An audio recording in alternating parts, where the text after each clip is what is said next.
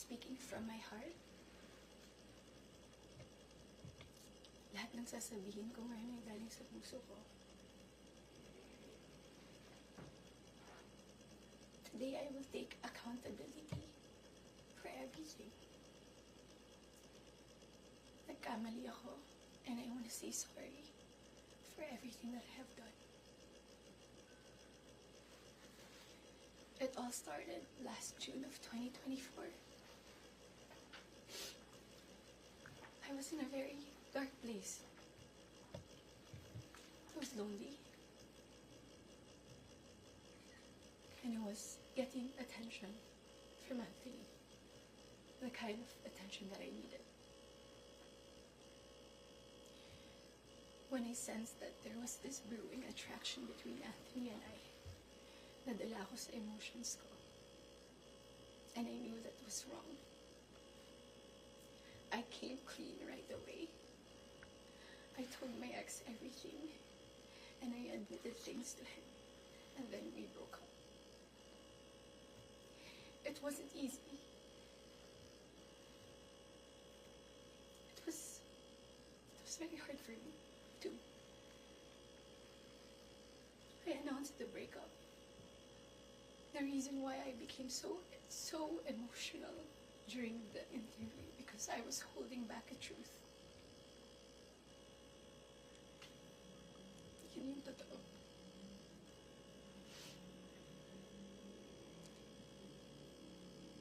I wasn't really able to simmer down. I wasn't able to reflect on what had happened. I was working every day for days straight, weeks straight, months straight. Bago nagsimula yung mga daming trabaho namin, I told Anthony that I broke up with my ex. And he also said the same thing.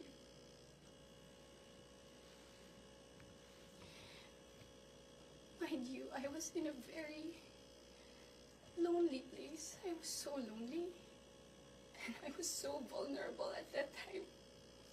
Like everybody, nakaka-break lang. You would be so vulnerable. I was working every day. At sa lahat ng trabaho na yun, kasama ko si Anthony.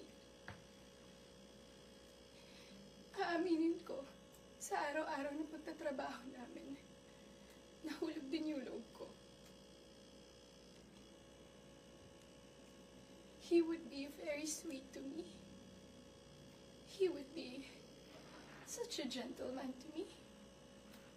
He would say things to me. He would tease me on the set in front of other people. He would tell all the people who were close to me that he was single. So, I was confident to act a certain way around him on the set.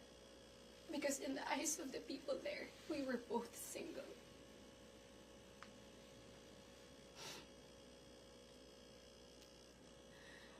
Araw-araw kami nagtatrabaho, and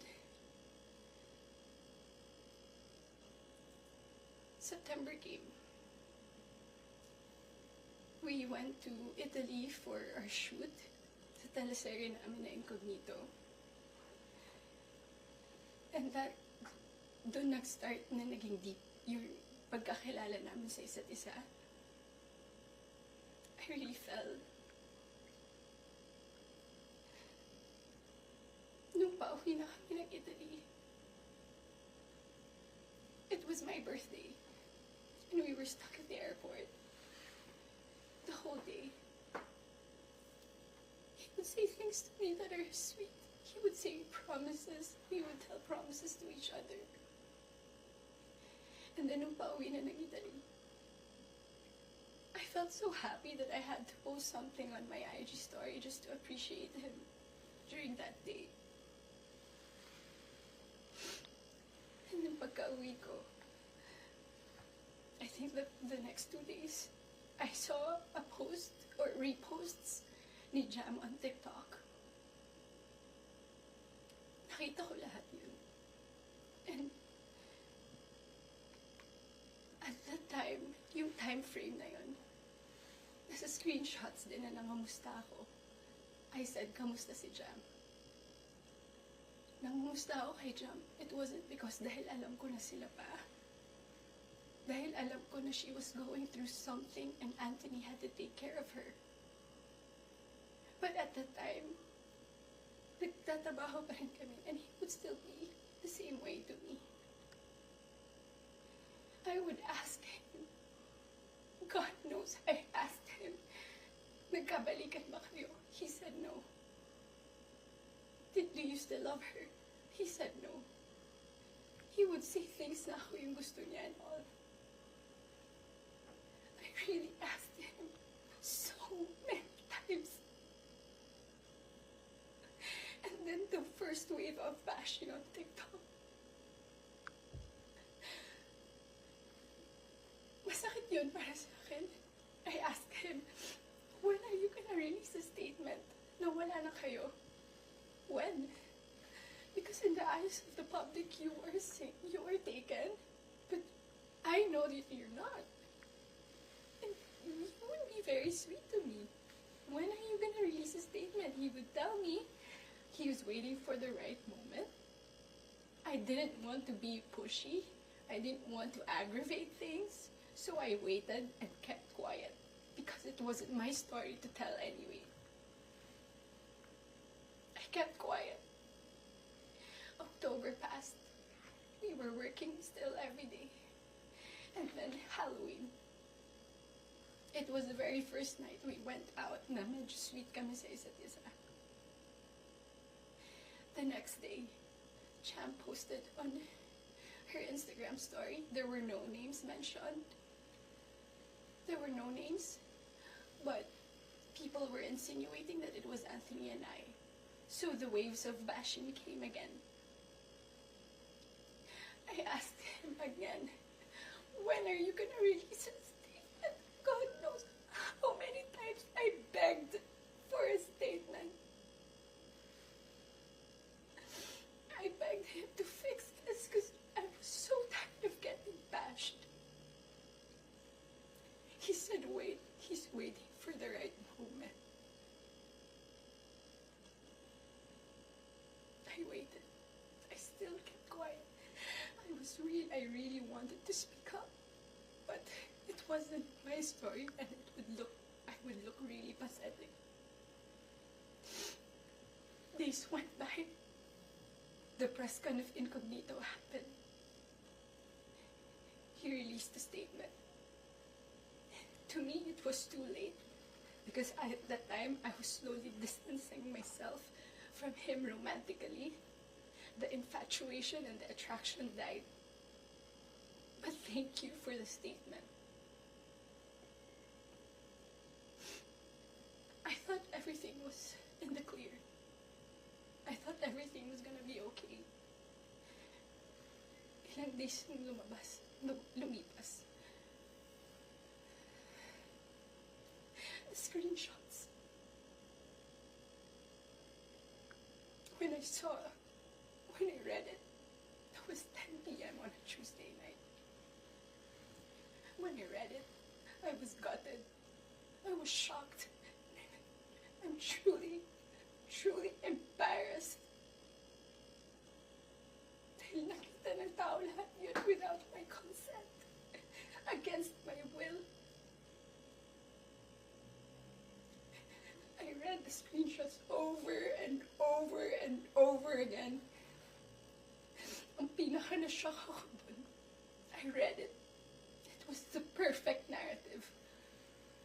That there was this other woman. That there was this apologetic boyfriend. And the avoidant boyfriend towards the other woman. And the scorned woman. That's the narrative. That's her side of the story. And there's nothing wrong with that. But this is my side. This is my side. And I've been reading those screenshots. Doon ko na pagtagpi-tagpi lahat. Na kaya pala hindi siya makapag-release ng statement. Dahil sila pa pala this whole entire time. I didn't know. I was in the dark. I didn't know. had no idea. God knows, ilang beses ako nagtanong. Ilang beses ako nanghingi ng statement. Doon ko rin na-realize, bakit ganun yung reactions ni Jam. Now, I get her. I get her pain. I get her wrath. I get her anger. Kaya pala ganun. Because she was clueless about everything. I was clueless about everything. We both believe kung anong mga nasabi sa akin. Maybe iba yung sinabi sa kanya. And I can attest that iba yung sinasabi sa akin. That's my side of the story. I have so many things to say.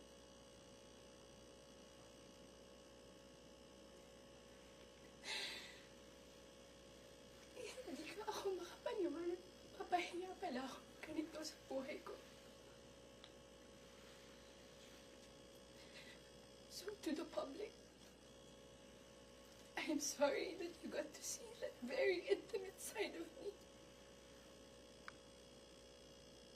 Ganun talaga ako pag nagbigay ng pagmamahal. It was supposed to be private. It was supposed to be a private, intimate thing. I'm sad. I'm sad na nakita yun ng tao.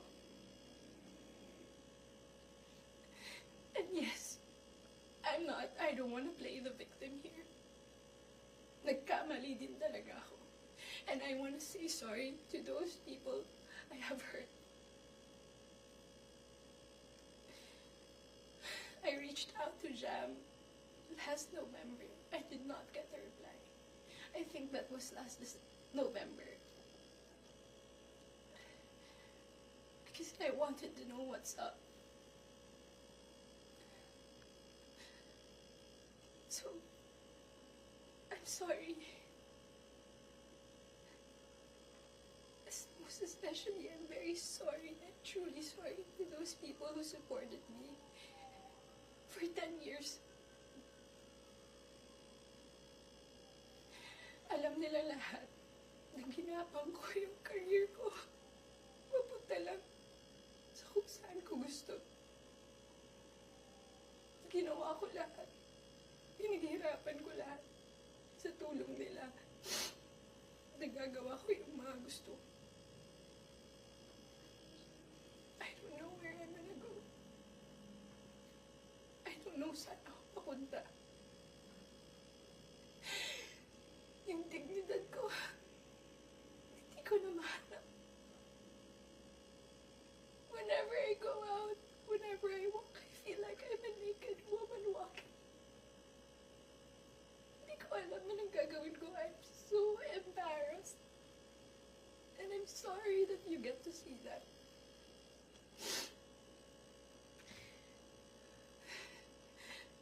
But I can assure you, tuloy pa rin ako. Tuloy pa rin ang laban. Magtatrabaho pa rin ako kahit nahirap. Hindi pa rin namamatay yung apoy sa puso ko. I'm still looking for that little girl inside of me. It's hard to look for her now, but someday I get to find her and I will be able to hold my shadows. What you saw was not a perfect human. I'm far, far from being perfect. What you saw was a human being.